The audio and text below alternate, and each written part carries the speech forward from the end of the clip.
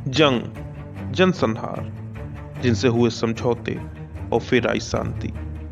और शांति के लिए संयुक्त राष्ट्र संघ की वो कोशिशें जो मिशंस की शक्ल में सामने आई। इस सीरीज में बात होगी ऐसे ही शांति मिशंस की जो दुनिया भर में अंजाम दिए गए पर भुला दिए गए।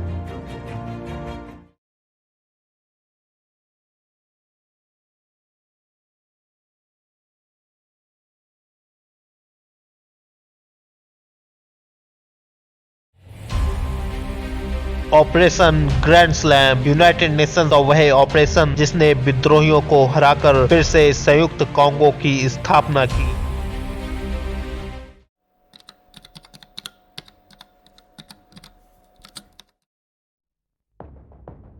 जून 1960 को कांगो को बेल्जियम से आजादी मिली। वह राष्ट्र के बेहद विविध होने के बावजूद लियोपोल्ड विल्क केंद्रित सरकार बनी जिसमें अन्य प्रांतों को बेहद कम अधिकार सौंपे गए। आजादी के बाद भी संघवाद, जनजातीयता व नस्लीय राष्ट्रवाद जैसे अनेक मुद्दे थे जिन पर विवाद बरकरार था, जिससे आजादी के दूसरे ही माह सेना में विद्रोह हो गया, जिसका फायदा उठाते हुए दक्षिण कसाई व कटंगा प्रांत ने खुद को एक आजाद देश घोषित कर दिया। जब कांगो की सरकार विद्रोह से निपटने में असफल रही तब उसने संयुक्त राष्ट्र संघ से मदद मांगी, जिस पर तुरंत ही प्रतिक्रिया देते हुए 14 जुलाई 1960 को संयुक्त राष्ट्र संघ सुरक्षा परिषद ने प्रस्ताव 143 पारित कर शांति मिशन ONUC यानी United Nations operations in Congo का गठन किया। हालांकि शुरुआत में यह एक असैनिक मिशन था जिसका कार्य केंद्र को तकनीकी सहायता देना ही था, पर जनवरी 1961 में कांगो के प्रधानमंत्री पैट्रिस लुमुम्बा की विद्रोहियों द्वारा हत्या किए जाने के बाद सुरक्षा परिषद ने 21 फरवरी 1961 को एक दूसरा प्रस्ताव 161 पारित किया, जिसमें गृह युद्ध को रोकने के लिए सभी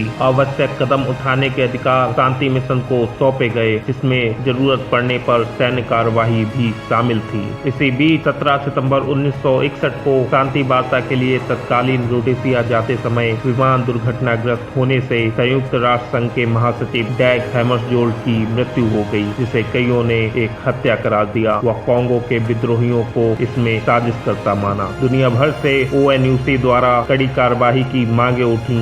चुने गए अगले महासचिव यू थांत ने भी संघर्ष से निपटने के लिए सैन्य कार्यवाही तथा कांगो के आंतरिक मामले में दखल देना जरूरी माना, जिसके बाद प्रस्ताव 169 पारित हुआ, जिसमें ONUC को सैन्य कार्यवाही की खुली छूट दी गई। प्रस्ताव में कटंगा के राष्ट्र के दर्जे को खारिज किया गया। वह सरकार की सहायता और कानून व्यवस्था को बनाए रखने के लिए कठोर कदम उठाने के निर्देश ONUC सैनिकों को दिए गए। जब ONUC ने ऑपरेशन रमपंच व उनकट जैसी सैन्य कार्यवाहियों को अंजाम देकर दक्षिण कसाई को फिर से नियंत्रण में ले लिया व कटंगा में विद्रोहियों की जड़ें हिला दी, तब विद्रोहियों ने शांति सैनिकों को निशाना बनाना शुरू किया। अनेक शांति सैनिकों को खो देने के बाद शांति सेना की कमान संभाल रहे मेजर जनरल देवन प्रेमचंद ने विद्रोहियों को खत्म करने के लिए महासचिव से एक निर्णायक कार्यवाही की मांग की। महासचिव यू थांत ने भी बदले को जरूरी मानते हुए विद्रोह को कुचलने के लिए कार्यवाही की इजाजत दे दी। इसी निर्णायक कार्यवाही को operation grand slam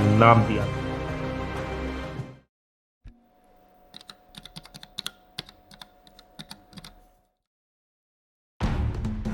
operation grand slam को 3 चरणों में योजनाबद्ध किया गया था, पर पहले 2 चरण में ही यह सफल हो गया। पहले चरण में एलिजाबेथविल शहर पर नियंत्रण स्थापित कर शांति सैनिकों की सुरक्षा के लिए मार्ग अवरोधों को हटाना था।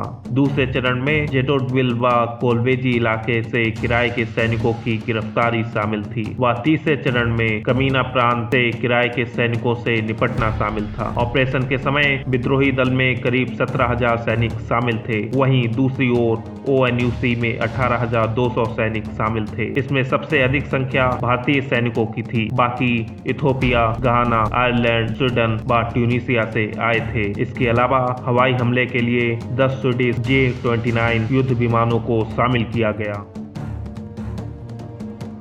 28 दिसंबर 1962 को ऑपरेशन ग्रैंड स्लैम की शुरुआत हुई। पहले ही दिन शांति सैनिकों ने 50 विद्रोहियों को मार गिराया व एलिजाबेथ शहर के साथ साथ विद्रोहियों के हेडक्वार्टर, रेडियो स्टेशन व राष्ट्रपति भवन को अपने नियंत्रण में ले लिया। वहीं दूसरी ओर इथियोपिया और आयरलैंड के शांति सैनिकों ने किप्यूसी शहर पर कब्जा कर लिया। दूसरे दिन 29 दिसंबर को ONUC के युद्ध विमानों ने विद्रोहियों के कोलवेजी हवाई अड्डे को तबाह कर दिया। इसके साथ ही कटंगा की ज्यादातर एयरफोर्स भी तबाह हो गई। प्रशासनिक भवन को भी ध्वस्त कर दिया गया। हालांकि नागरिकों की सुरक्षा के मद्देनजर नागरिक हवाई अड्डे को कोई नुकसान नहीं पहुंचाया गया। कटंगा को अपने नियंत्रण से मुक्त होता देख विद्रोहियों के सरदार ज़ोम्बे ने पुलों व डैम्स को उड़ा देने की धमकी दे डाली, पर इसका मिशन पर कोई असर नहीं हुआ। 30 दिसंबर तक प्रथम चरण को पूरा कर लिया गया, जिसकी बधाई एक टेलीग्राम के जरिए महासचिव ने मेजर जनरल चंद्र को दी। प्रथम चरण के खत्म होते ही उसी दिन दूसरे चरण की शुरुआत हुई। स्वीडन व घाना के शांति सैनिकों को कमीना शहर में घुसने का आदेश दिया गया। भारी गोलाबारी व मोर्टार फायर को झेलते हुए शांति सैनिकों ने विद्रोहियों के सुरक्षा घेरे को तोड़ दिया व शहर को नियंत्रण में ले लिया। भागते विद्रोहियों ने अपने घायल साथियों को पीछे ही छोड़ दिया, जिनका शांति सैनिकों द्वारा इलाज किया गया। बड़ी संख्या में असलहों व युद्ध वाहनों को कब्जे में ले लिया गया। पूरी कार्रवाई में अनेक विद्रोही मारे गए, पर किसी भी शांति सैनिक की जान नहीं गई। उसी दिन चौथी बटालियन, जिसमें मद्रास रेजिमेंट व राजपुताना राइफल्स शामिल थी, एलिजाबेथविल शहर से निकलकर लुफीरा नदी की ओर बढ़ी, पर रास्ते में विद्रोहियों की भारी गोलाबारी का सामना करना पड़ा, जिसमें 4 शांति सैनिक शहीद हो गए व 18 घायल भी हुए। कड़ी मुठभेड़ के बाद 3 जनवरी को भारतीय सैनिक लुफीरा नदी के पूर्वी तट पर पहुंच गए। लुफीरा से जेडोटविल जाने वाले मुख्य पुल को विद्रोहियों द्वारा ध्वस्त किए जाने के कारण सैनिक आगे नहीं बढ़ पाए और पूर्वी तट से ही दूसरी ओर मोर्टार फायर करने लगे। हालांकि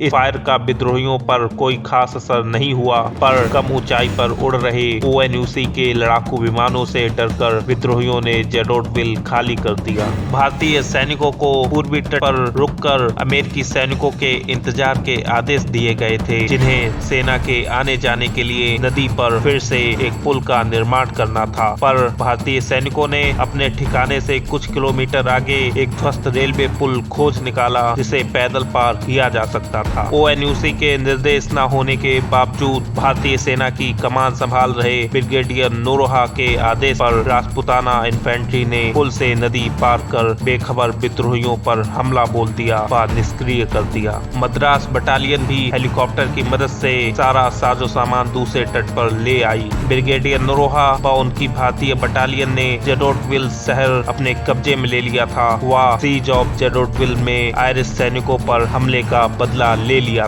ONUC के लड़ाकू विमानों ने विद्रोहियों का संपर्क उनके मित्र देशों से काट दिया था। कटंगा काफी बड़ी संख्या में ONUC के नियंत्रण में था। कार्यवाही के बाद बेल्जियम व फ्रांस की सरकारों ने ज़ोम्बे पर महासचिव थांत की राष्ट्रीय एकता व संघर्ष विराम की योजना को मानने का दबाव बनाया। 8 जनवरी को शांति सैनिकों ने ज़ोम्बे को गिरफ्तार कर लिया, पर बाद में उन्हें अपनी कैबिनेट से मिलकर हथियार डालने के लिए छोड़ दिया गया।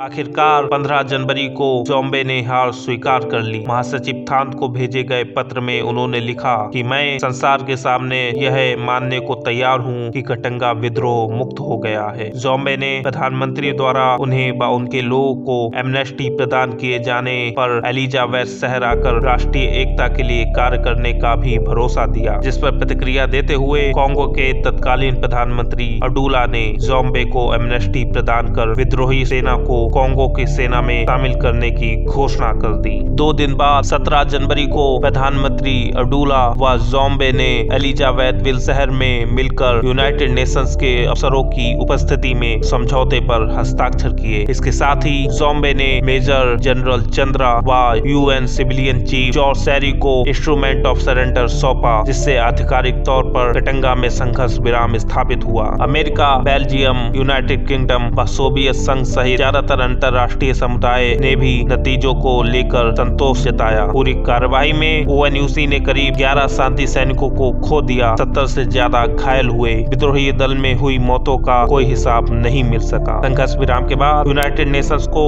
ओएनयूसी प्रोग्राम को आगे बढ़ाने की कोई जरूरत नहीं दिखी। राष्ट्र भी अपने सैनिकों को वापस बुलाने लगे थे। भारत अपने सैनिकों को वापस बुलाने वाला पहला राष्ट्र बना।